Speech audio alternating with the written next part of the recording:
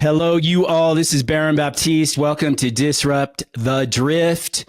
Share the show. Leave comments. If you're watching on YouTube, we drop these twice a week. We are going to talk today about choice. Do you have choice in your life? Do the choices you make in your life determine your life, your quality of life, style of life, a life well lived?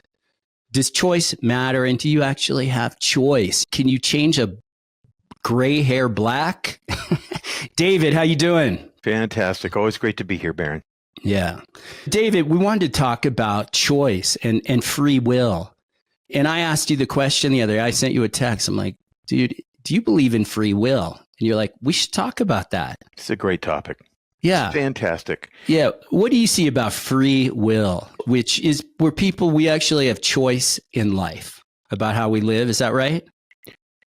Everything, every little tiny thing like sands going through the hourglass is about choice, aka free will. Now, here's what C.S. Lewis said about it. If a thing is free to be good, it is also free to be bad. And free will is what has made evil possible. Why then did God give them free will? Because free will, though it makes evil possible, is also the only thing that makes possible any love or goodness or joy worth having. In other words, it's like you could choose love or let's just hate. say, but I is saw it this a choice? Yeah, I will give you just a simple example in physics. If you only have two dimensions, then you're stuck going left or right for eternity. So you add the third dimension, and now you have left, up, and down. So the three dimensions required for the kind of world that we live in anyway allows us the largest possible range. So without that range, you're stuck. And the same thing is true of free will. It is a range of possibility. That's really what it boils down to. Now, exactly what C.S. Lewis said, free will is what made evil possible, but it also makes good possible. And so in those moments where you are confronted with a difficulty or a challenge, that's where choice, also known as free will, comes in. It's not what happens, as we've heard many times and we've discussed this. It's how you deal with it and how you choose to deal with it. Or do you become the effect of an external cause? That's the crux of it, right? And I could see it for a lot of years in my life. I was living out of fear out of fear and from fear. And I didn't know it. I didn't see it. It was in the background. And then I started waking up to, wow, there's fear in the background. I'm afraid of certain people. I'm afraid of having honest, open, real conversations or just speaking up in moments where there's no agreement, where it's risky. And I would be stopped. I would shrink back. I would suppress. And then out of that fear, anxiousness would build up, or angst, resentment, because I wasn't confronting that fear. It's like fear and resentment are almost two horns on the head, and then get more resentful for not speaking up. But then it's a fuel that feeds fear, greater fear. So I end up suppressing. I would end up angry, and I didn't know it. And I didn't know that I didn't know it. It was just there. It existed there. But as you start waking up and you see what's there and you start looking at your life, looking at what's actually going on with you, what you're speaking to at a very high level is that we have say in the matter. Is that right? Like we have choice. I know if I have some kind of fear or anxiousness going on or my energy just feels low, or okay, I could start shifting it. I could sit still. I could just meditate, get quiet, confront it, let it come up, let it go, watch it. And you actually see that energy shifting and moving. You start seeing the thoughts that are correlated to that fear or that anxiety or frustration or anger. You start seeing the thoughts that go right along with, and you just start watching these thoughts and you start watching these emotions, and you start seeing that, okay, I have these emotions, but I'm not I'm something other than that. There's something, the ability to observe tells me I'm separating. So those things aren't me. I have these things. And where are these emotions coming from? Where are these thoughts coming from? But I could sit and meditate. I could get on my yoga mat, start moving and breathing, go take a walk, do something that shifts energy rather than feeding the beast. But there's choice like that, right?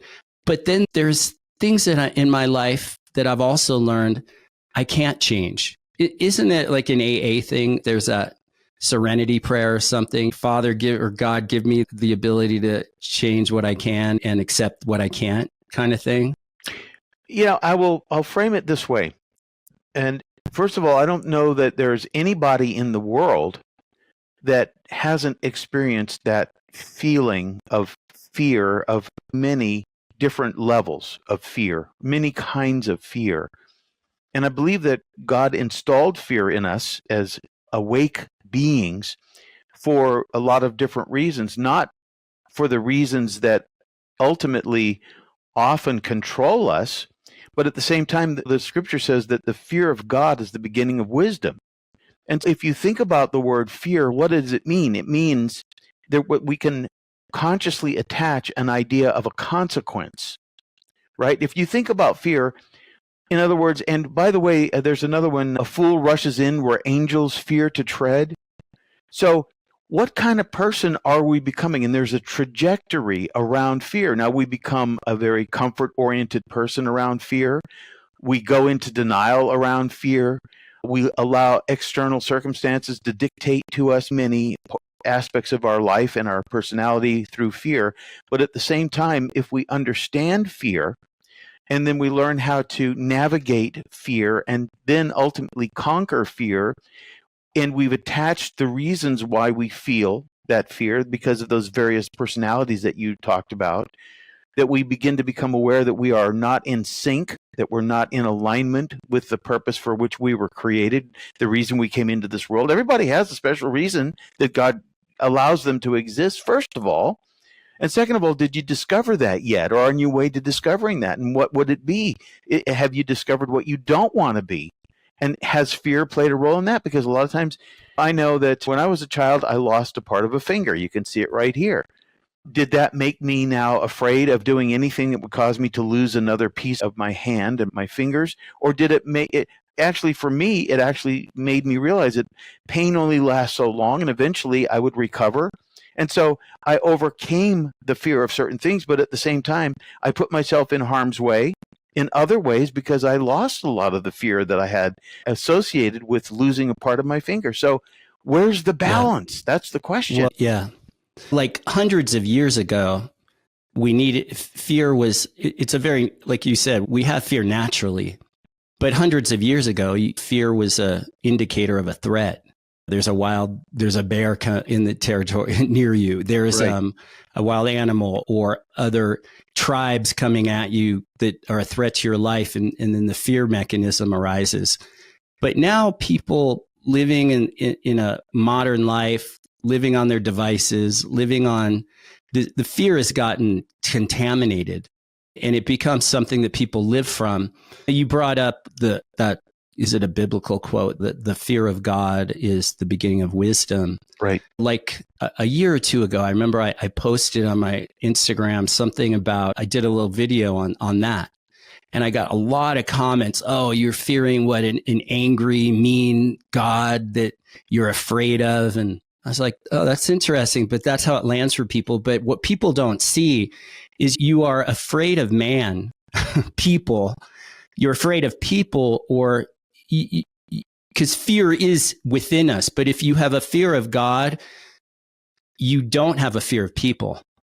You don't have a fear of what people think of you. You don't have a fear of just the threat of people, whatever people represent danger for most people. Right. But when you have a fear of God, it's, to me, in my life, fearing God means, it's a fear of leaving, abandoning that source, that higher, that creator force, that God force in my life. If I leave that, there's a fear of that. If I'm doing wrong things in my life, if I have a fear of God, it's like it keeps me wise and making wise choices in my life. The kind of people I have around me or the kinds of environments I place myself in. If I but if flip that, if I fear people and what they think of me, or I fear people and the risk that comes with people, then I've got no inner source. I become a weak, pathetic person that is completely, my life becomes based on what people think of me or how people might respond or people might react. And then I become all about managing perceptions and not saying things and not being real, not being authentic, not shooting straight. But if I have a fear of God, there's wisdom in that to live from. Does that make sense to you? Totally. I'm just referencing right now what you just said, Matthew 10:28. Here's what it says. And do not fear those who will kill the body, but cannot kill the soul, but rather fear him who is able to destroy both soul and body. So, Yeah. And the idea is that most people really do struggle with the concept of what do you want to call it? A loving God as opposed to a vengeful God. I think there's a powerful duality in love and vengeance. And vengeance is mine, saith the Lord. So if you understand the nature of the fear that we're talking about, it is that if you fear the wrong thing, that wrong thing becomes your master. Yeah. As opposed it becomes to your master. Fearing for the right reason, right? Yeah. I think that's what's right here in this conversation is, what do you fear? And is your fear misguided? Are you living from a perceived threat of people, but then that tells you you're looking in the wrong places? You want to look within yourself and fear no man. But the fear of living right, and before you and I are talking about, we don't know how much time we have on this earth. We just don't know. Yeah. And to live your life and be who you are intended to be and get clear on what your life is for and live it true and live it from God, your higher power, and that connection from your creator to your conscience, and let that lead come what may. And you be who you need to be and you say what you need to say. And there's a risk there because, well, two things. Your old identity starts dying. When you start living true, your old identity starts dying. And with that, the old friends and family and people around you that I related to that weak you that feared people, those people start either dropping off, they start getting upset with you, they start pushing back because, hey, wait, you're changing. No, I'm waking up. I'm waking up. And I don't know if it's all a choice. That's where I still get tripped up on, because someone in the YouTube comments said, okay, you've been living your life because I was sharing that during the pandemic, I came closer to God. Nothing wrong with that. To my spirit.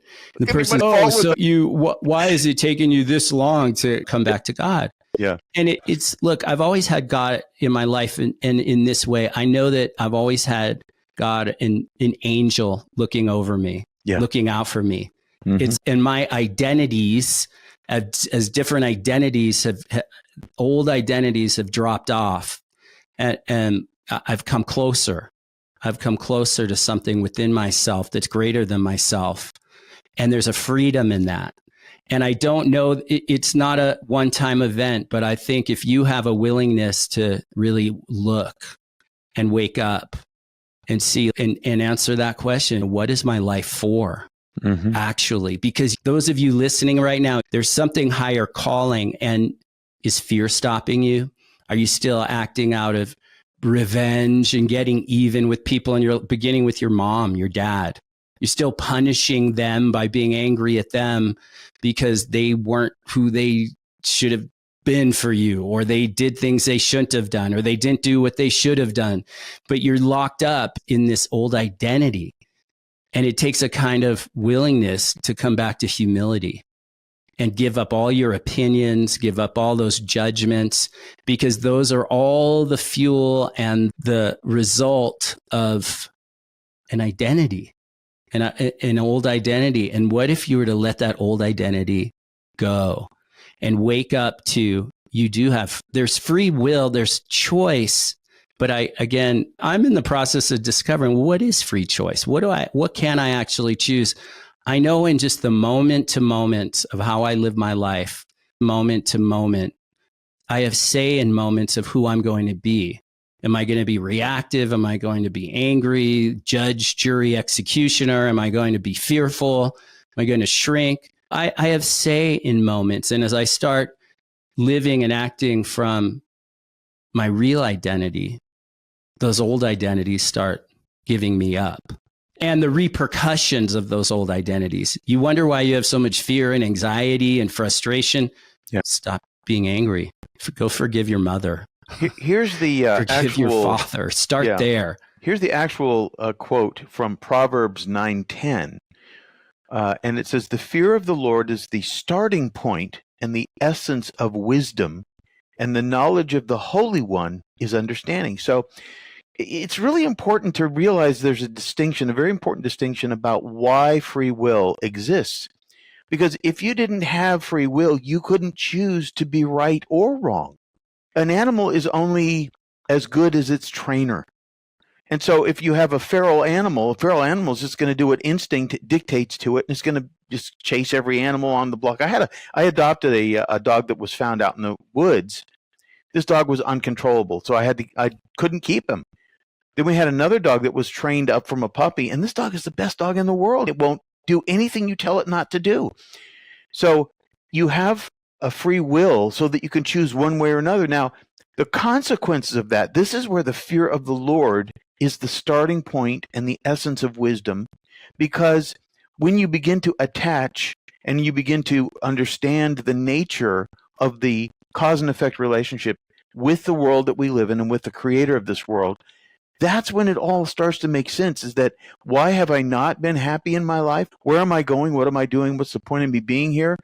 Those are all connected to what you're choosing and failing to choose. Yeah, really good. I think this is a perfect place to wrap it up here. You all get quiet, get still, get to know yourself, really get true, start aiming true, and wake up to you, what your life is for, and come back to love. Give up resentments, give up all those little judgments that keep supporting an old identity that keeps you stuck. All right, you all, thank you for listening and staying in it this far with us. If you are watching on YouTube, leave comments. Please subscribe to the channel, Disrupt the Drift on YouTube. If you're listening on podcasts, leave a 5-star review. If you have questions, send them to disruptingthedrift@baronbaptiste.com, disruptingthedrift@baronbaptiste.com. Till next time, stay true, stay bold, keep disrupting the drift, and peace be with you.